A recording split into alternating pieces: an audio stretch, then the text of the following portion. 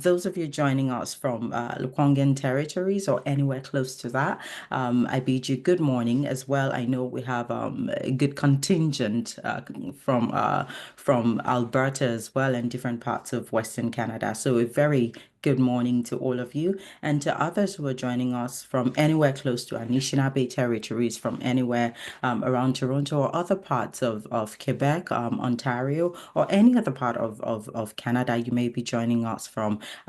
Good day to you. Bonjour tout le monde. As we go on this conversation today, we hope that the time difference doesn't cause too much of a hiccup and that all of you would be able to go the entire distance with us as we embark on this journey. And as some of you may know, this session today is part of our ongoing series on the AREDI Plus lens. And our topic for today is building an equity-centered culture. Thank you again for joining us as we explore strategies to move beyond surface level diversity initiatives and working toward fostering authentic equity-centered change within organizations and communities. I'm sure any number of you would agree with me and with our speaker today that this conversation is timely. You just need to pay attention to what's happening in the news these days for you to understand how much we need to, as a community, as people groups who are looking to find answers to collective to issues and concerns and opportunities that we face collectively. As we come together, hopefully, we hope that, by sharing our knowledge, by farming out information and wisdom from our collective experiences, as well as the uniqueness of each and every one of them, that we'll find some common language, that we'll find some common strength in our journeys together. My name is Ruth Majid Ramirez, Chief Equity Officer at the Inclusion Project. The Inclusion Project finds its home on the unceded territories of the Lekwungen speaking peoples, otherwise known as Victoria on Vancouver Island. Myself, by the grace of this work, I've been able to work across different parts of Canada. Work takes me from Anishinaabe territories to other parts of the country as well. But today I'm bringing you heartfelt greetings from myself and the members of our small but really mighty team. This series aims to provide practical tools and actionable insights to support organizations and leaders in embedding equity principles into policy, process, and practice. Before we begin as well, I would like to say that the goal here today is not just for us, especially as we're starting off the year. We're hoping that if I know anything of we have today, it's that a number of us have been part of conversations like this. A number of us make time, we prioritize opportunities to learn from community, to learn from one another. I hope that we can start towards taking this to the next level, where it's not just about conversation, but that we can tangibly walk away from our conversations, our discussion today, our learnings today with actionable things, one, two practical things that we can take away to start to see measurable, tangible, long-standing, sustainable change within our respective communities and organizations. Uh, Today's session, as I mentioned, is focused on building an equity-centered culture. And I have to say, once again, I believe I already mentioned that our goal here is to steer away as much as we can from just diversity as we know it. We're looking to see how we can tangibly embed equity-based principles into the fabric of our day-to-day lives. Throughout the webinar, we'll explore practical strategies for identifying and dismantling systemic barriers, methods for integrating equity into decision-making processes, and how to create accountability and measure the impact of equity initiatives. Now, I feel like I've just told the story of why I am here today. I'm sure so many of you, just like myself, can't wait for me to get out out of the way and for us to meet our our distinguished speaker today, Leslie Wu. I'm going to take a stab at this. I know, as I like to say, oftentimes bios don't do justice to, the breadth and depth of work, of a person's life's work. But I hope that what we've been able to glean here would give you even the slightest idea before we start to listen to Leslie of what she brings into this space. Leslie is a tri-sector leader with over 25 years of experience building sustainable communities and shaping urban development in Canada's fastest growing urban region. Leslie was appointed CEO of Civic Action in 2020. For over two decades, Action has been mobilizing established and rising leaders to steward a future for the city and is actively respond to current urban crisis. Before joining Civic Action, Leslie served as Metrolink's Chief Planning and Development Officer.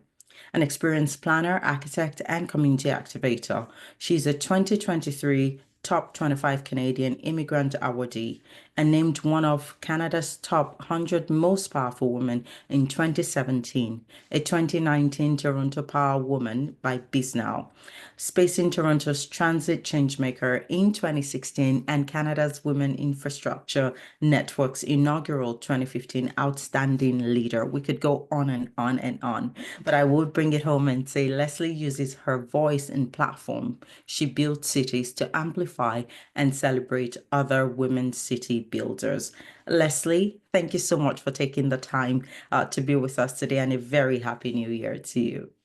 Thank you. It's a privilege, and I'm humbled to be joining you in this conversation, Ruth. Merci beaucoup. So Leslie, what I like to do, I know I just did a quick run through of your bio there, but before we get into the conversation, do you want to maybe share a bit about your journey, about your experience? I know we've had some really, really truly inspiring conversations in the past, and I just want you to highlight, just really briefly, touch on some of the different aspects of that, the work you do at Civic Action, and yeah, I think it will give people an idea what to expect today. Thanks a lot, Ruth. And I'm hailing to greetings to everyone. I'm coming from Treaty 13 lands that include the lands of the Wendat, the Haudenosaunee, the Anishinaabeg, Mississaugas of the Credit First Nation, and Mississauga of Scugog Island First Nation. And I'm delighted to be here at this time. I think it's interesting. I don't think that I ever imagined I'd be having this type of conversation in this context when I started out on my journey and my career and my life. This has all been an evolution of myself. I was trained as an architect and then as an urban planner. I spent a lot of time in community, really much focusing on my ability to make better quality of life, better cities, mostly from the design and physical nature of space.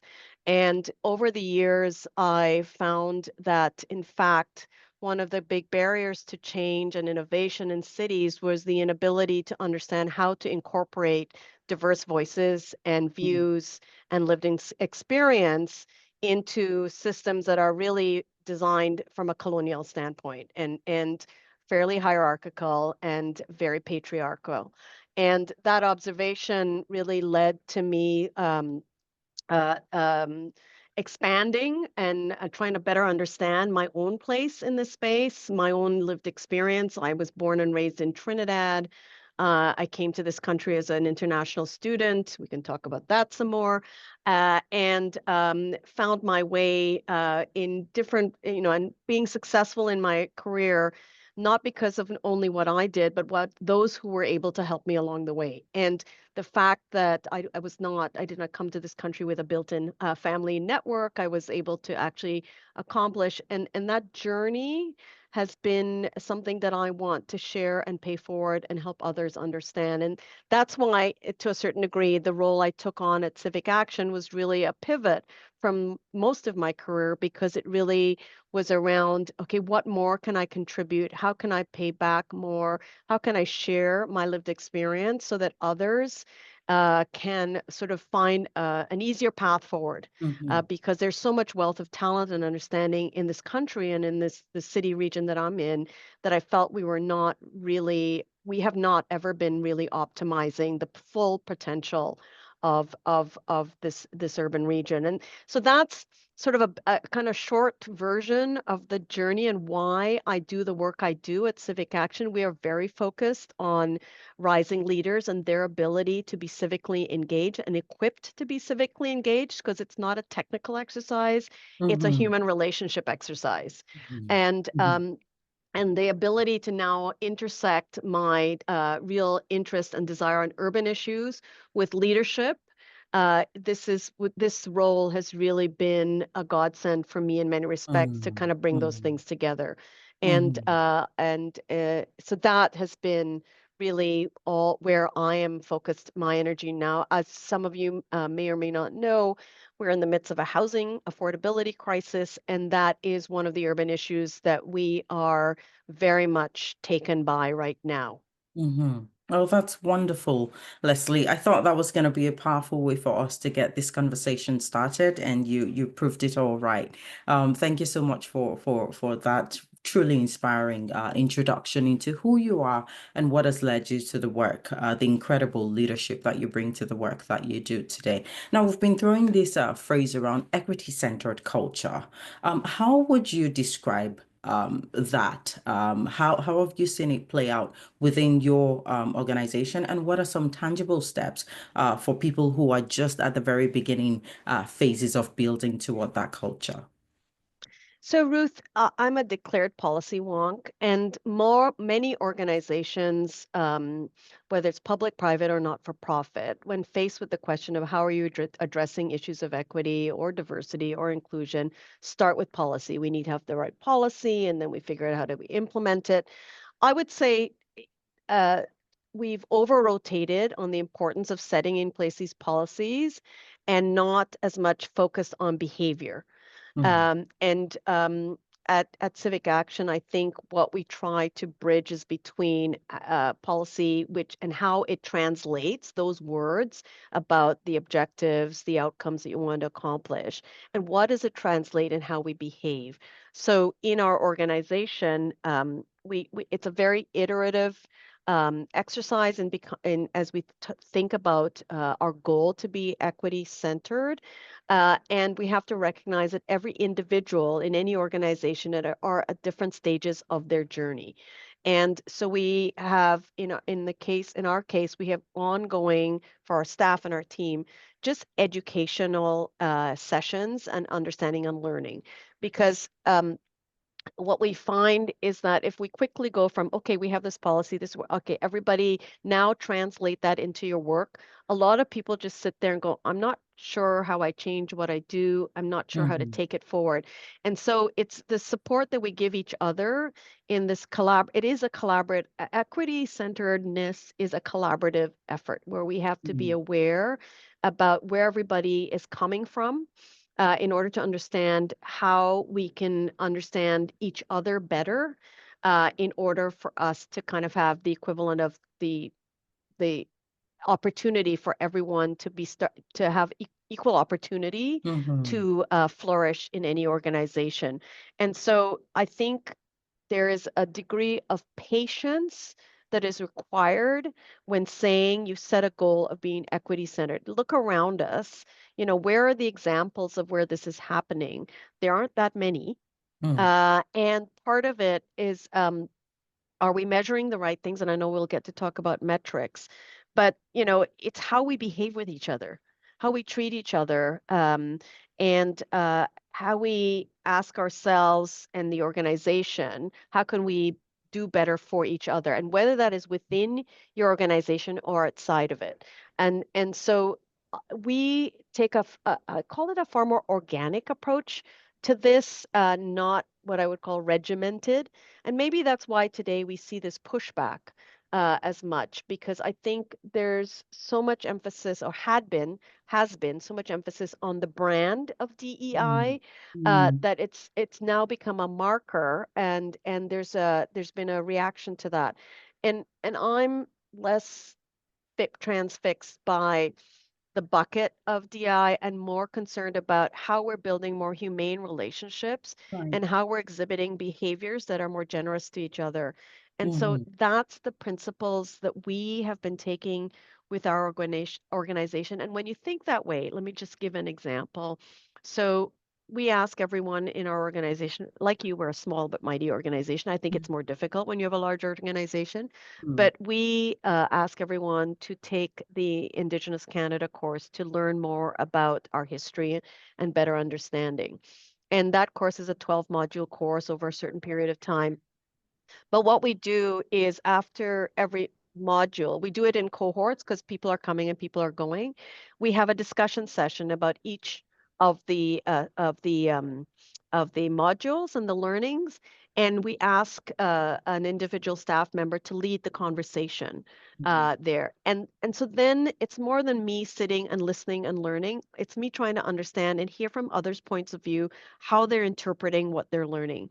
And that's to me a far more enriching place. And we've done this now for the last 3 years, and I sit in on and I redo the course every year because it's too much to think that you could learn about an entire centuries of knowledge and history in one go is also a bit presumptuous. So we try to take this kind of learning and doing because what happened at the early part of our sort of introduction of more traditional DEI metrics, folks would attend sessions, we would do all kinds of things.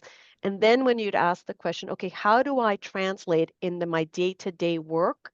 It Mm-hmm. was actually, people were like, I'm not sure what to do with this information Mm-hmm. in my day-to-day work. And so you realize the disconnect between a policy, if you don't understand what it means in terms of translation of how you now behave, as opposed to what is the output, you can't make that transition well. And so this is an ongoing journey for us. And as much as we're an organization that's very centered on it, it's hard for us. Imagine for large corporations how difficult this is, particularly without leaders within an organization championing it.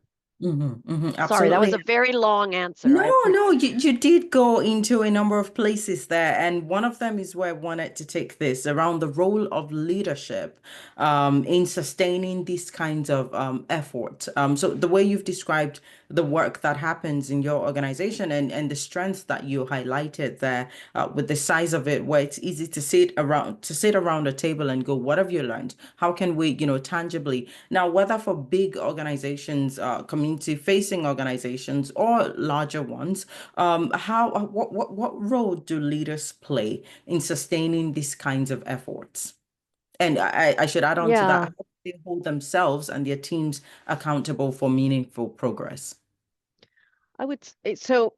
First of all, I think leaders themselves have to exemplify the behaviors that they expect others to perform, and they do this in their day-to-day ways about how they engage directly with their staff, the expectations they have of their senior management teams. In terms, it starts with even simple things like, okay, I expect all my executive team to be present at the discussions around Indigenous Canada and the learnings. Mhm. Because if you're not there, why would your staff even think it's important? Mhm. It's in how we think about when we do a lot of convening with different sectors and different industries. There's a tendency to always want to compartmentalize these discussions. It's easier to manage, it's fewer organizations to be in touch with, but we constantly say we need to be building the relationships of different points of view, and we need to be able to curate those conversations because without that, we're not getting to a place where we can understand each other before we even get to a state of greater equity. And so it's even in those practical things about how we curate and design conversations. I expect the leaders in my organization to keep that in mind as we're thinking, and we're constantly having to remind each other So leaders, when you lead an organization, you need to be always making that a point of view that is part of your practical day-to-day activities. That being said, the other piece where leaders need to be able to, they have an important role to play is at the executive table, at the C-suite table.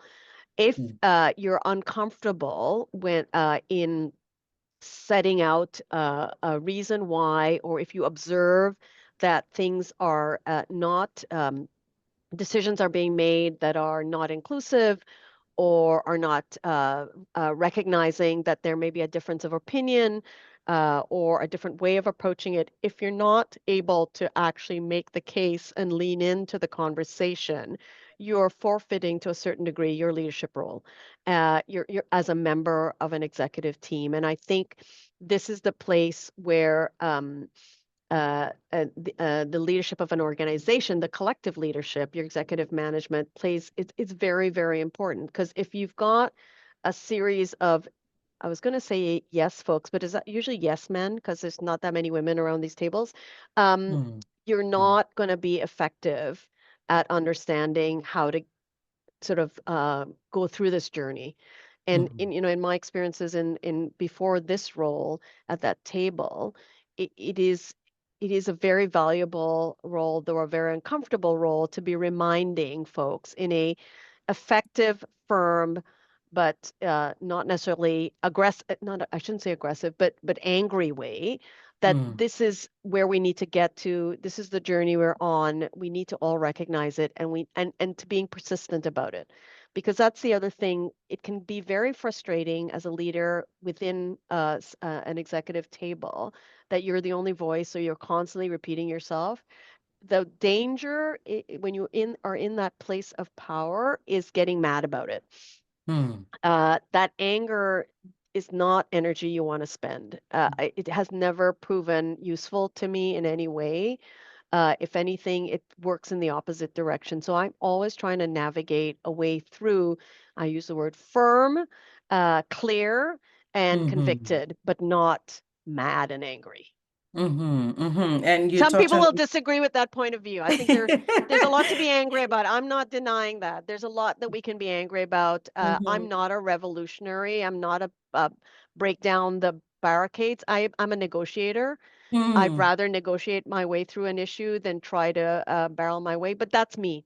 Yeah. No, Leslie, Everybody has a different role in this ecosystem. So, but I yeah, know I I'm very recognize what I much. like to do. Yeah, where I'm most Very comfortable. much with you there, where, even in thinking about, and you touched on this in your earlier point about how the DEI bucket, some of the pushback we're seeing and things like that, some of the more, I guess, active reactions and whatnot. And for me as well, as a practitioner in this space, as someone who gets to work with a community and also have the opportunity to bring those learnings into workplaces. I think about the impact of our approach. I think about the impact of, how we show up and how we present. I really do believe in the power of dialogue, and I think there's a lot that we can learn from different communities around how to do that effectively in such a way as allows us hear one another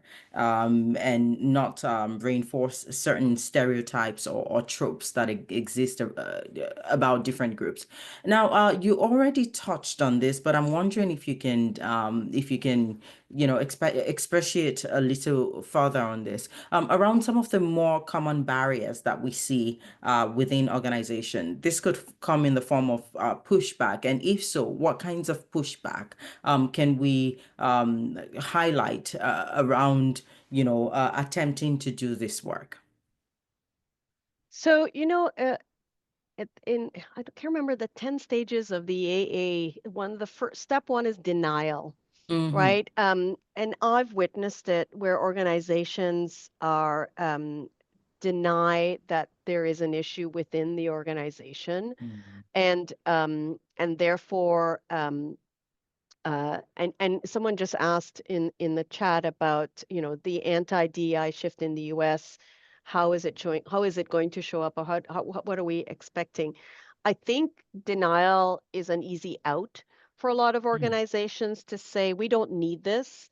Um, uh, it's unnecessary. I don't know, this is all blown out of proportion. We're a civil society, and everything is, it's not perfect, but it's all good, and we've over rotated on the wokeness of the universe, and therefore let's just get back to a more a different place. I think the one step, there's many steps, but one of the steps that can help, I don't think it cures, but that can help, is data. mm, Seriously believe that, and it won't convince everybody, because now we're in an age of where are truths. So what is real data? What is the truth? But mhm, having the information, I remember when I was trying to set up a women's network in a large public agency organization, on we didn't even have data on, like, I guess we kind of had data on how many women there were, but things like, what was the retention between different age groups? What was it on, was there on, the onboarding period? Why were people leaving? And how was that related to our ability to attract and retain talent? And how was that mhm, affecting our ability to perform? The correlation between the objectives of an organization, the data that helps understand where it is that it's actually affecting, not just on the broad performance of how we tracking on our demographics, but what it really means for the organization and the business, what it's meaning for people's ability to be part of an organization. I think that is where you can start, and some organizations don't start there, so that's one part. I think the other mhm, piece, the other barrier that organizations face, is that they don't adequately integrate the thinking about equity into their balance sheet, mhm. into their they compartmentalize it. So the Right, responsibility of addressing DI sits over in this department, when in right. fact it is a horizontal, cross-cutting matrix type Mm, of responsibility, and the responsibility lies with everyone and all the leaders in the organization. That transition, when everybody's busy and they've got all their accountabilities and they need to finish things on time and on budget, goes out the window. And so mhm, there needs to be a greater attention to and accountability to the management and leadership in an organization around how they can better sort of address these issues, and it's in a way that's not just a checkbox. And by adding up the number of Black people in your team is not a representation. Is not the only metric for saying, I've created a much more open and representative a place. Because it's superficial on one hand. And, that's do right. those folks feel like they belong? Are they able Mhm, to contribute and bring their best self? All those things are as important. And so I think this is why, the DI journey is such a difficult one, because the easy stuff that is measured is where we've been focused, when in fact, I think there's a kind of deeper mhm, attention that mhm, has not really been paid. I think, you know, I belong to several real estate organizations and member organizations. Some are international, some are not, and some are very old school, and some are not. I was asked to join, it was called the Diversity, Equity, Inclusion, and Belonging Committee. And the first thing we asked this very traditional, it was kind of a US based organization. mhm. I said, we need to get a survey results of, like, who is our membership? Like, we need to Right. ask questions about gender, and we need to ask questions about your background and stuff like that. And this was an American organization. And the pushback to just gather that data, why do we need to know that? We don't want to ask people about their sexual orientation. Why do we need to know, even if they're non-racialized, why is it important? And I think because the focus was on that sort of level, and we didn't really make enough of a case, or people couldn't see, they were very way behind on their journey, Mm, and they're still not there. But mm, it was being able to ask the questions, and a group of folks who wanted to push it forward. Um, that resistance started at a very rudimentary level, and it's still Mm, on a very slow journey. We mm, had to point to other competitor organizations who were progressing much more significantly as one of the levers to say we need to move along because we're getting left behind, and it's mhm, affecting our ability to attract members.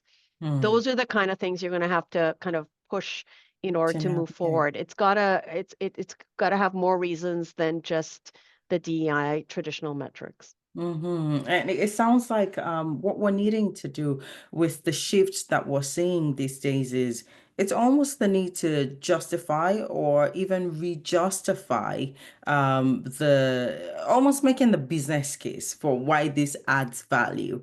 And to go back to where you started before, it's also, we need to do that without doing it at the detriment of the human angle to this, to the fact that, at the end of the day, it impacts individuals at a very, very, I guess, personal level. I see a very good question here from Maggie, and thanks for addressing the one from Sherilyn earlier. Maggie says, can you share concrete cases or lessons in transforming behavior or tackling barriers or resistance? It is so hard to change behavior. How do you mobilize supportive resources to push for changes, even just step by step? So there's is this is a very hard question, and if I had the answer, we wouldn't be sitting here talking about this. But here's what I've witnessed and what I've experienced. Individual relationships play a big role in others being influenced to uh, to move in certain directions. So, I part of what I've observed is particularly in the inclusion and the DEI space is when unlikely folks talk about the importance of this to whatever, whether it's their business, their if it's public sector or not for profit. And unlikely, I mean male, C-suite, non-racialized, talk about what they are doing and their commitment and their ability to have relationships with other leaders in the community. I've seen that sort of manifest itself from a top-down way in terms of progress. I've also seen where between sectors or between industries when so this is all about the importance of collaboration, where folks whose jobs focus on advancing issues of equity work together horizontally, not trying to, because it's a very hard job if you're individually and you've got a small group in an organization. But no, the more you can sort of collaborate and network and find common solutions and talk through and learn from others' experiences, you feel for one, first of all, more confident. You feel more equipped. You have a larger toolbox from which to draw, and you build relationships that can enable and support you in the work that you're doing. So and then so there's that's the second thing, and then the third Mhm, is really being a matchmaker in terms of relationships, always connecting folks who don't know or don't think they should be connected on advancing issues and tackling the resistance. Because sometimes all these things, it's hard to do it by yourself. And so, who mhm, are your allies, either within your organization or outside your organization, or and that can help you and support you both support as in general support. Like I have a group of women that I just go to and I say, I can't believe I'm having to tackle this. Can you help me? They have often have this really objective view of how to help me navigate and a different point of view. Um, versus the folks I'll go to within my organization or the folks I'll go to within my profession.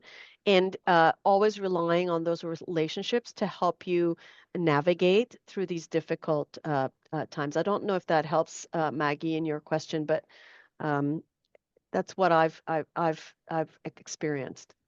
Yeah, I would imagine so. More and more, I see the need to build that tribe like you've described, finding that community that we can run to. Two questions here that I would want to kind of put together. They're kind of juxtaposed, but I want to Hmm. bring them together. One is from Sarah saying, building on Leslie's point about working with others, having conversations over revolutionizing spaces. How would you suggest working within larger organizations and with management that may not fully recognize the need for DEI? How have you done this in the past? Will gathering data be a good place to start? How do you keep up the momentum to or re-justify value? And then Kerry follows up with, I work for a small nonprofit society where the whole leadership team is expected to drive our DEI work. However, the biggest resistance consistently, I think that's a key word there, consistently comes from a leader who is a visible minority. They are most outspoken about the fact Mm. that DEI has gone too far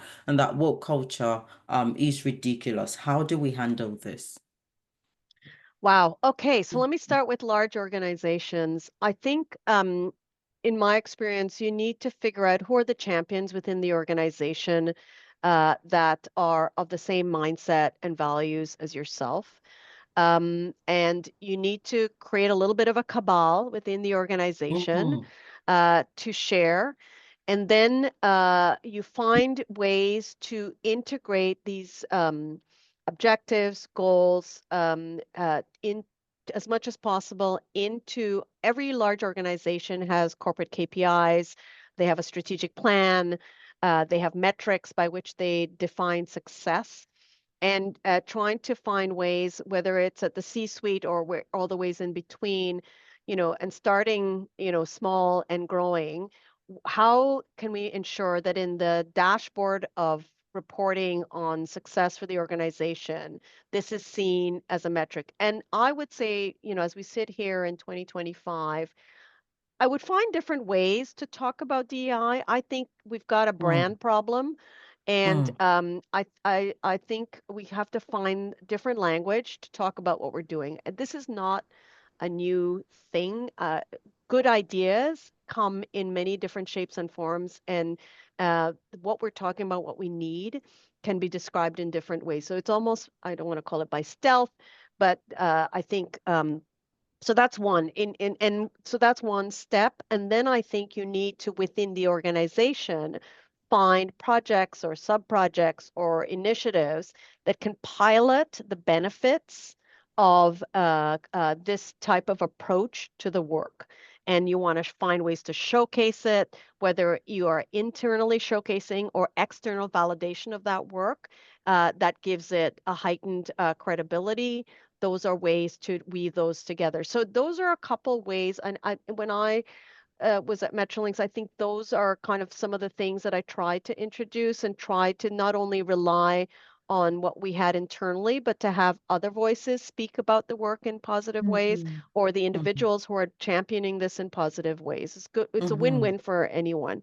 On the Yes. second part about the smaller organization and the leadership that is resistant, I think Carrie, I would say to you, if this person is going to be there and they're convinced of this, this may be the wrong organization for you. Mm, mm, Because if the most senior leader is of this view, you can do as much as you can at the management or the levels down below, which I'm sure there are things that you can do. But the leader of an organization has oversight of decide making budget decisions or recommendation to boards, and so if they are making these statements without even trying to figure out how to navigate this, a lot not for pro and to be not to be naive about it, but I recognize not-for-profits are facing so many financial challenges right now. If funders are moving in this direction, how can we mm, keep harping on this, quote unquote, when in fact they're not seeing it as a priority? We have to, all those kinds of things are going through folks' mind. But I think mhm, it for you as an individual, there's only so much you can do when the leadership is not in that space. And so I'm sad to hear that this is the case. But I think you also want to make sure in your own journey that you're positioning yourself for your success. I'm not telling you to quit, but I'm just saying it's going to be difficult to accomplish when the prime leadership, the top of the triangle, has this point of view. And I want to put you in a very difficult spot, Leslie, because like you said earlier, if you had the answers, we probably would not be having this conversation today, and if any number of us do. But Yeah. looking at what the political landscape is shaping up to Yes. be now, and it looks like the year that we've now come into, there will be a lot of conversations and reflections around this. But for the school of thought that stands firmly on the fact that, DEI has gone really, really far. What do you say to that group? So I would, so uh, uh, I think, what would I say to that group? I would say I kind of understand why would you would have that point of view. Right? I'm not sure it's been proven that it's Mm, gone too far, and on what criteria are we talking about too far? So that's number one. Number two, I would quickly not go down the rabbit hole of debating pro DI, anti DI. I would mm, get on with the work, which is the work to do. Uh, if we have to call it something different, because mm, guess what? I think human relationships and positive human relationships of all sides, we are a highly intertwined and interdependent society, whether here in Canada or in the US. And if we recognize that, and we want to maintain a more democratic, like this is the conditions, right?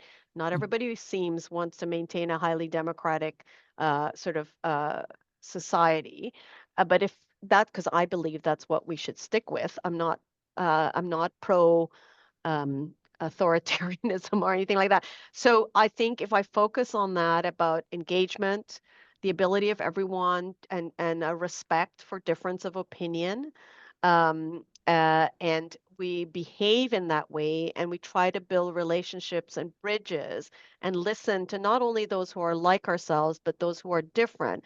And wherever you have an opportunity to do that in your work, you continue that. So that is DI in practice, right? And mm, whether we call it mm, something or not, mm, I think it's different. Where it becomes a challenge is when organizationally, so that's about the individual relationships, and that work, regardless of what policies you have, should continue.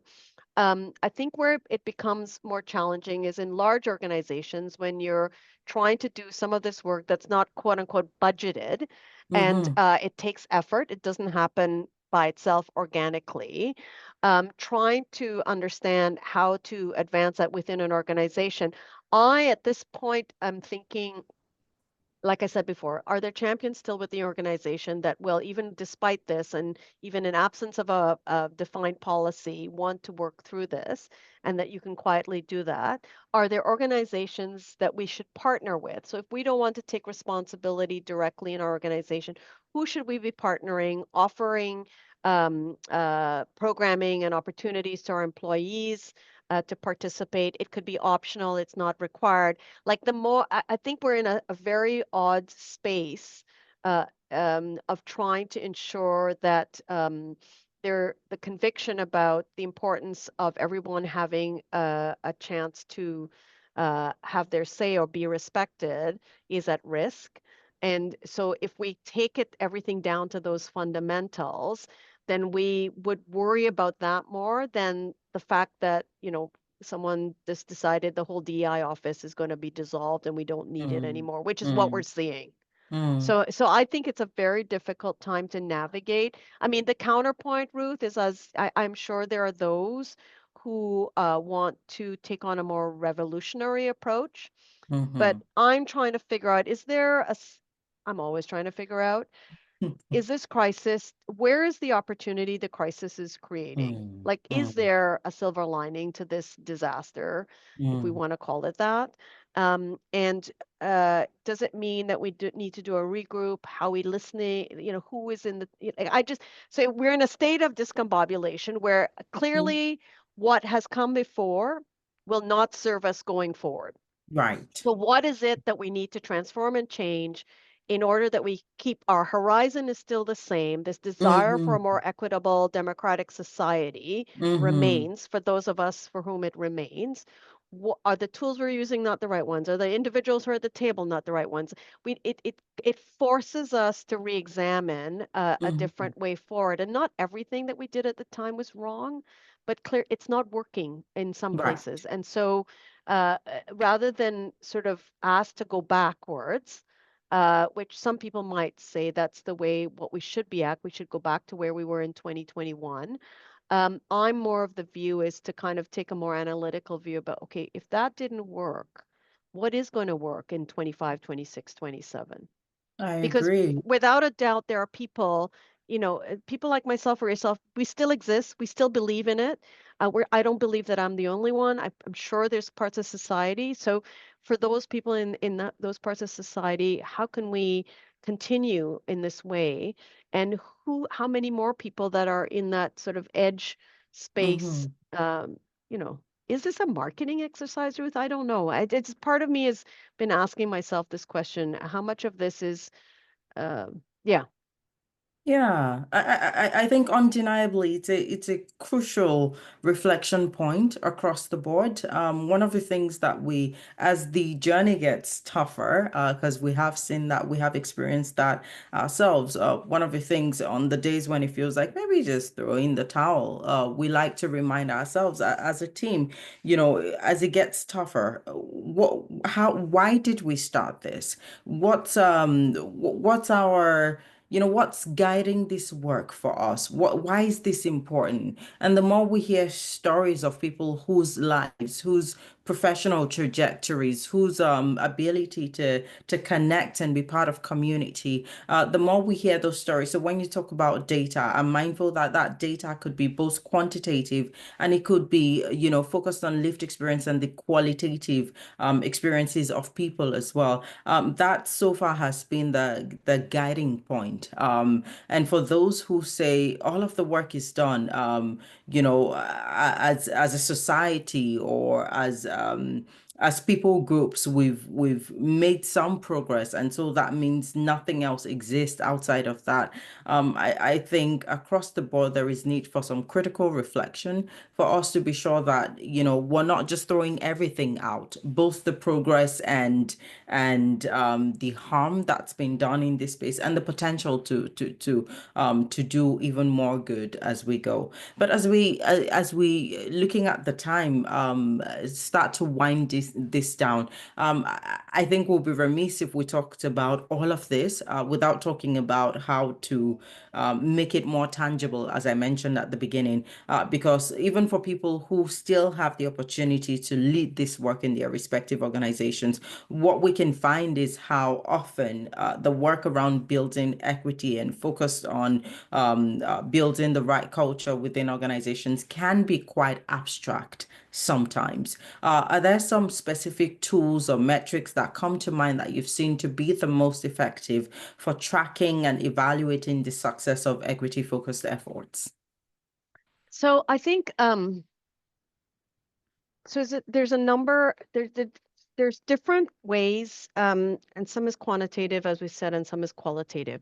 One of the so let me start with the qualitative because that's the one that's often least recognized.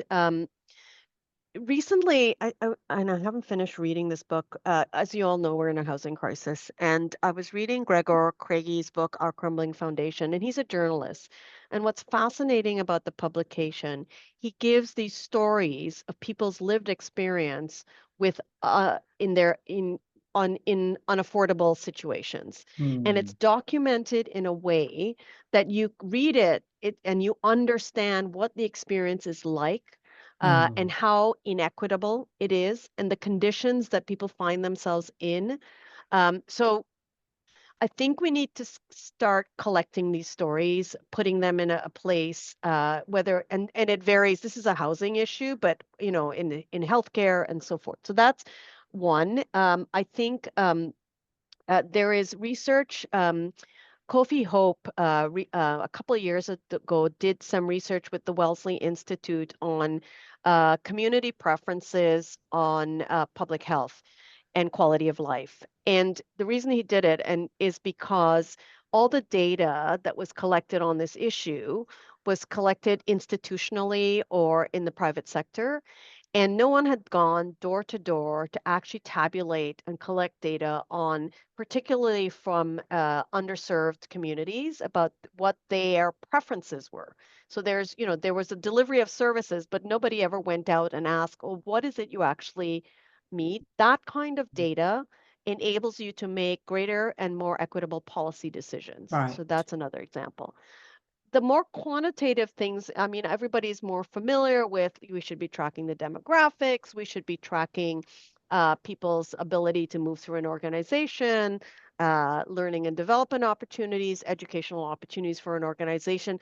Those are indicators and they're more like outputs than outcomes. Um, and I think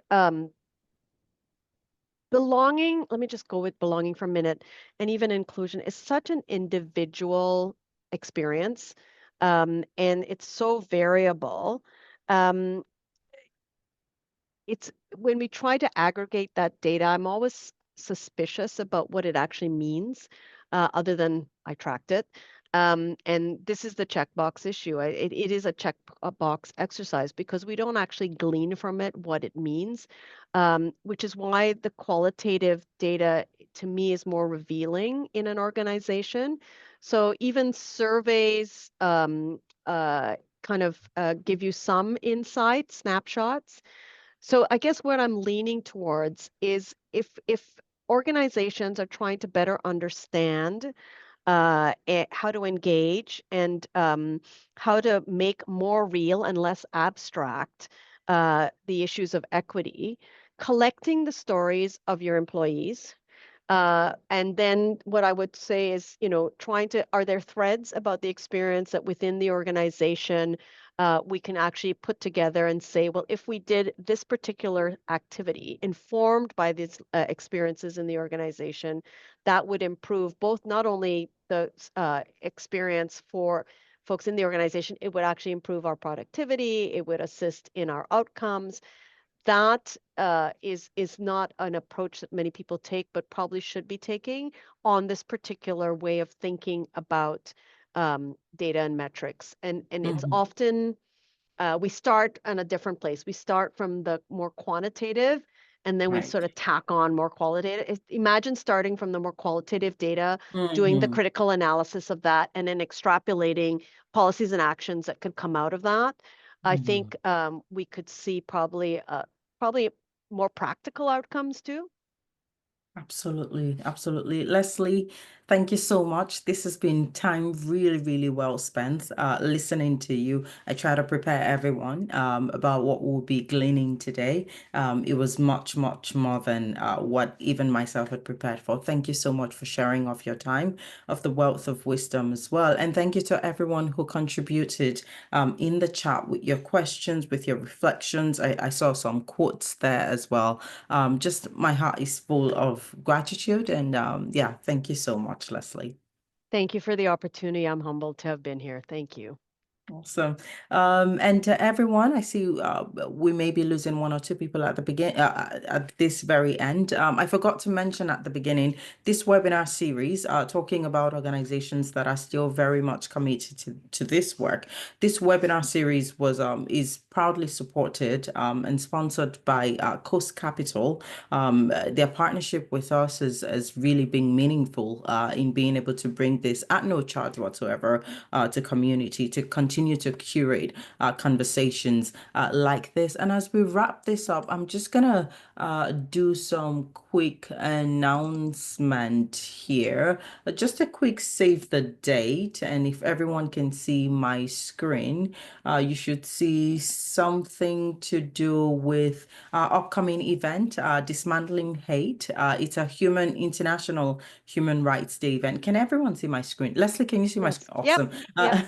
It's a yeah, it's the second part of our International Human Rights Day event. The title is Dismantling Hate: A Journey Toward Inclusion, and this is something we're looking to do in person. So we will be gathering in Surrey, BC, on February 26th.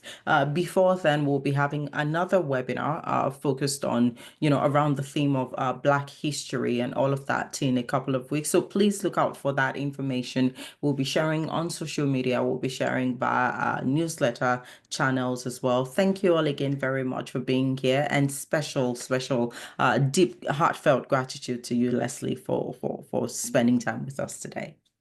Thank you. A good one, everyone.